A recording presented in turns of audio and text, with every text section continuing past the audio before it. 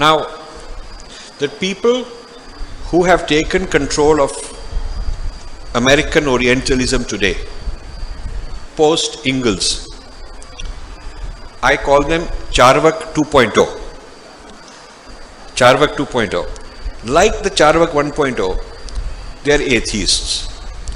They dismiss the Veda as Shruti. They dismiss the value of the sacred.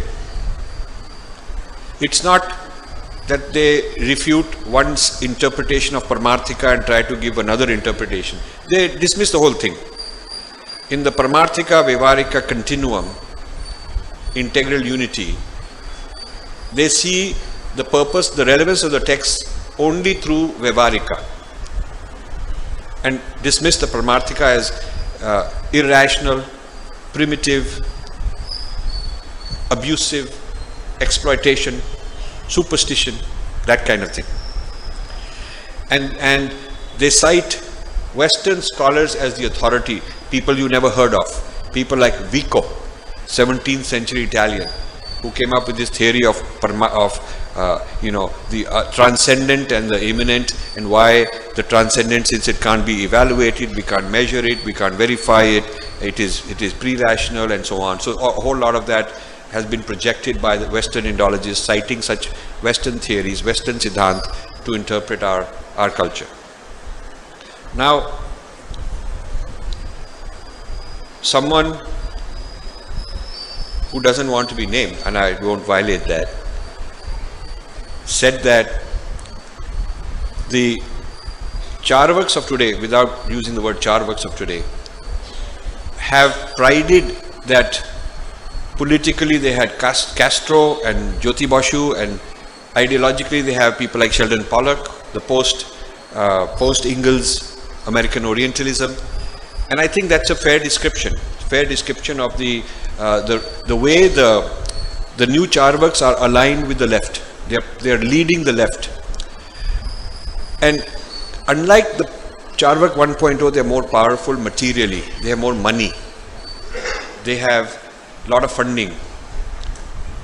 They are part of the Western nexus, so they have the power of the globalization power, the power of institutions.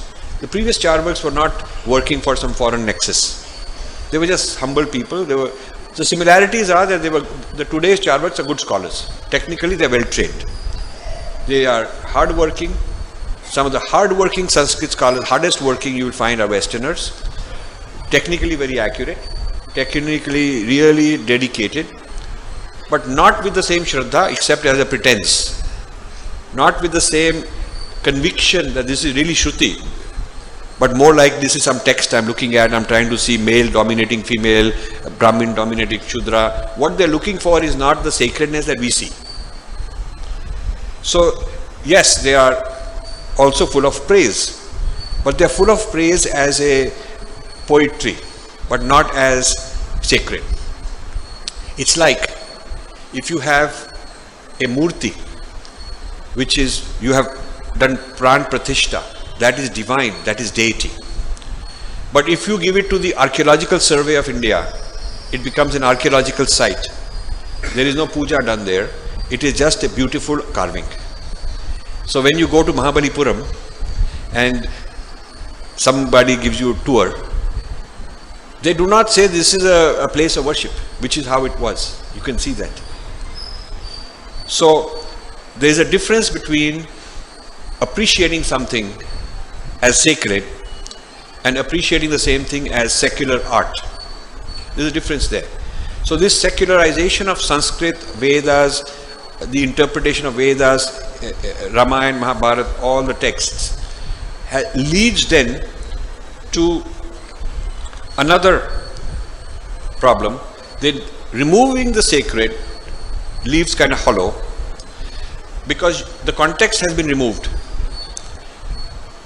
The context in which we are seeing it has been removed. So a new context has to be added. So the Western Indologists add the context. The context is human rights problems, social sciences, political domination, feminism, class struggle, etc. And they can appreciate it keeping that in mind. Like the archaeologist telling me this beautiful carving, but don't think of anything sacred about it. So when you remove the sacred, a new context has to be supplied. And the person who is in control of the discourse, the Western Indologists, have the power to supply the context. So they have very successfully supplied a new context of cultural and social abusiveness as the thing to look for, and political domination as the thing to look for. If it is proven that Newton was a badmash, he was a scoundrel, then aeroplane will not start falling down because gravitation is gone. The nature of reality is independent of how somebody is understanding it.